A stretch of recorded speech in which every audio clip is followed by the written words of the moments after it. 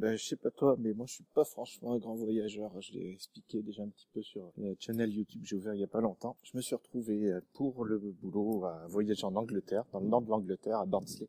C'était tout près de Manchester. Et j'étais sacrément pas franchement à mon aise parce que quasiment jamais voyagé de ma vie. Et j'avais un peu tout à apprendre. Voilà les petits retours que je peux te faire sur des petits trucs que j'ai pu apprendre. D'abord en préparant le voyage et ensuite sur ce qui s'est passé sur le moment.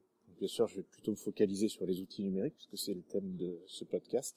Bon, déjà, le premier truc à faire, c'est de regarder ce que propose ton fournisseur d'accès mobile. Moi, je suis chez Bouygues sur un forfait moyen de gamme, on va dire, qui proposait 35 jours par an de la data illimitée. Et par contre, bizarrement, la partie voix, elle, est surtaxée. Elle n'est pas dans le forfait. Bon, j'avais pas franchement intention de passer de coup de fil, donc ça fonctionnait assez bien. Normalement, pour aller dans l'Union européenne, il n'y a pas besoin de passeport. On peut y aller simplement avec sa carte d'identité, ce que j'ai fait. Bon, déjà, pour la Grande-Bretagne, c'est pas gagné que ça suffise dans les mois qui viennent, puisque avec ces histoires de Brexit, on sait pas trop ce que ça va devenir. Et puis, de toute manière, c'est pas un truc que je conseillerais de voyager qu'avec sa carte d'identité. Pour un truc tout con, c'est qu'en fait, dans les aéroports, tout est fait pour que ça soit optimal avec un passeport. Par exemple, quand je suis arrivé à Manchester, à l'aéroport international, en fait, j'ai vu qu'il y avait des petits lecteurs électroniques qui permettaient de lire la puce de son passeport directement et ainsi passer à la douane, sans avoir à passer par un guichet, ce qui était plutôt bien pratique, enfin plus rapide en tout cas. Alors que moi, avec ma carte d'identité française, j'avais tout à fait le droit de passer, mais il a fallu que je fasse la queue. Voilà, c'est qu'un petit détail, mais bon, les petits détails cumulés comme ça peuvent permettre d'optimiser ton voyage. Par contre, un passeport, c'est pas donné. Je me suis renseigné pour faire renouveler le mien, c'est 85 €, je crois. Enfin, chez moi, en tout cas, ça doit dépendre des départements. On va dire que c'est un investissement utile, d'autant plus que dès que tu traînes dans un aéroport, il y a un paquet de destinations affichés qui font sacrément rêver. Dernier truc à préparer, enfin que j'ai préparé moi pour ce voyage, c'est d'acheter un adaptateur de secteur pour pouvoir brancher mon Mac sur le secteur anglais, puisque les prises sont pas les mêmes. En fait, les prises peuvent être assez différentes suivant qu'on soit en Angleterre. Le reste de l'Europe, a priori, c'est tout pareil comme en France. Aux États-Unis, c'est encore autre chose. En Australie, c'est encore autre chose. Et donc, il y a deux trucs. Il y a des histoires de voltage qui peuvent changer. Et il y a des histoires de format de prise, tout simplement. Donc le premier truc à regarder, c'est de voir si les transfos que l'on utilise pour recharger son ordi fonctionnent sur différents voltages. Les transfos Apple posent pas de soucis là-dessus, c'est de l'international, ça marche partout. Et ensuite, il faut acheter quand même un adaptateur pour pouvoir brancher sur la prise anglaise notre boîtier d'alimentation.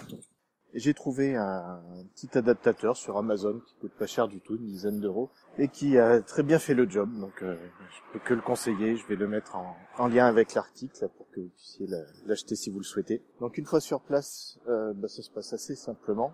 Si vous prenez l'avion, il y a plein de contraintes qui sont liées au contrôle de sécurité dans les aéroports. Bien faire gaffe à emballer ses produits de toilette dans un petit sac à part, de pas amener de gel douche ou de shampoing ou de trucs liquides trop encombrants.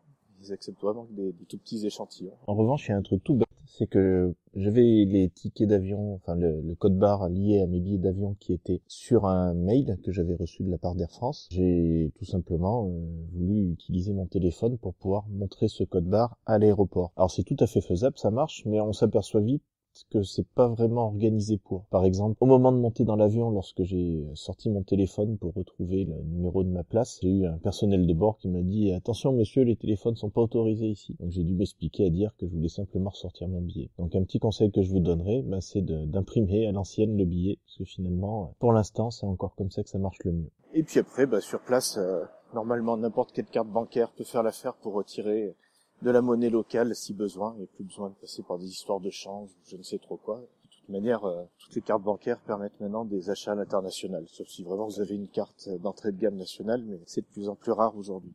Une fois sur place pour se connecter, moi avec Bouygues j'avais eu un souci le premier jour et je pensais que c'était dû à Bouygues ou à ses accords avec l'opérateur local, mais en fait pas du tout. C'était lié à la configuration de mon iPhone. Faut bien faire gaffe à ce que le roaming soit autorisé dans les paramètres. C'est un truc, voilà. J'avais pas osé au début, mais on peut le faire. Et après, tout a gazé. J'avais de la 4G à peu près partout, de manière aussi confortable qu'en France. Bouygues a l'accord avec un opérateur qui s'appelle II, EE en français. Mais ils m'ont indiqué que si ça fonctionnait pas bien, on pouvait choisir à la main, toujours dans la configuration de son téléphone, un autre opérateur, ça fonctionnait aussi.